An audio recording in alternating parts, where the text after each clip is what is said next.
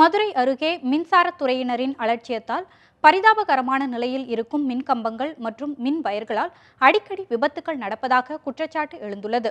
அது குறித்த செய்தி தொகுப்பினை தற்போது பார்க்கலாம். மதுரை மாவட்டம் மேலூர் அருகே எட்டிமங்கலம் பகுதியில் 100க்கும் மேற்பட்ட குடியிருப்புகளில் பொதுமக்கள் வசித்து வருகின்றனர். இங்குள்ள மின்கம்பங்கள் மற்றும் மின்சார வயர்கள் நீண்ட காலமாகியும் மாற்றப்படாமல் பழுதாகி பழசாகி பரிதாபமாக காட்சியளிக்கின்றன. இதன் காரணமாக அப்பகுதியில் அடிக்கடி மின்சாரம் துண்டிக்கப்படுவதாகவும் குற்றம் சாட்டுகின்றனர் அப்பகுதி மக்கள். இந்த மாதிரி போஸ்ட்டுகள்லாம் ஒரு சில இடங்கள்ல ரொம்ப அரிச்சு பழங்காலத்து போஸ்ட், அதெல்லாம் நாங்கள்லாம் பிறக்கிறதுக்கு முன்னாடி ஊண்டியிருப்பாங்க. அவளை அது கம்ப்ளீட்டாக மேலேருந்து கீழே வருது, கம்ப்ளீட்டாக இல்லை. அந்த கம்பி 4 கம்பியில தான் அந்த போஸ்டே நிற்கிது. அந்த கல்லில் எப்போ விழுகும்னே தெரியல. குடியிருப்பு பகுதியில் மின்வயர்கள் மிகவும் தாழ்வாக கைக்கு எட்டும் தூரத்தில் செல்கின்றனர்.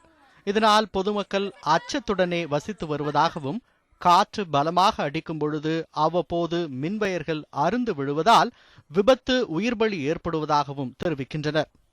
நீங்க பார்த்துருப்பீங்க எவ்வளோ மின்சார கம்பி வந்து எவ்வளோ தாழ்வாக போயிட்டு இருக்கு அப்படின்னு சொல்லிட்டு, எவ்வளோ ஆபத்தான இதுன்னு நீங்களே பார்த்துருப்பீங்க. உங்களில் சின்ன குழந்தைகளை வந்து யாருமே வெளியே வர முடியாமல் ஒரு காத்தடிச்சா கொண்டா வீட்டிலேயே அடங்கி கிடக்கிற மாதிரி தான் இருக்கு. கரண்ட் கம்பி வந்து ரொம்ப எட்டர தொலைவில் இருக்கு. ரொம்ப மழையெல்லாம் மேய்ஞ்சுன்னா தண்ணிக்கு எரித்தடிக்குது.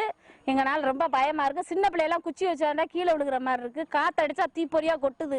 எங்க வீடு கூரை வீடு, ரொம்ப பயமா இருக்கு. நாங்கள் எத்தனையோ ஒரு அதிகாரி வார கரண்ட் வரோன்ற சொல்லிட்டு ஒருத்தோட பார்க்க மாட்டேன்றாங்க. இங்குள்ள திருதாவூர் என்ற இடத்தின் அருகே மின்சார வயர் 2ஆக அறுந்து விழுந்ததன் காரணமாக விவசாய நிலங்களில் தீப்பிடித்து எரிந்த நிகழ்வுகளும் நடைபெற்றுள்ளன. அது மட்டுமின்றி அப்பகுதிகளில் உள்ள மின்கம்பங்கள் மிகவும் சேதமடைந்த நிலையில் அபாயகரமாக உள்ளது.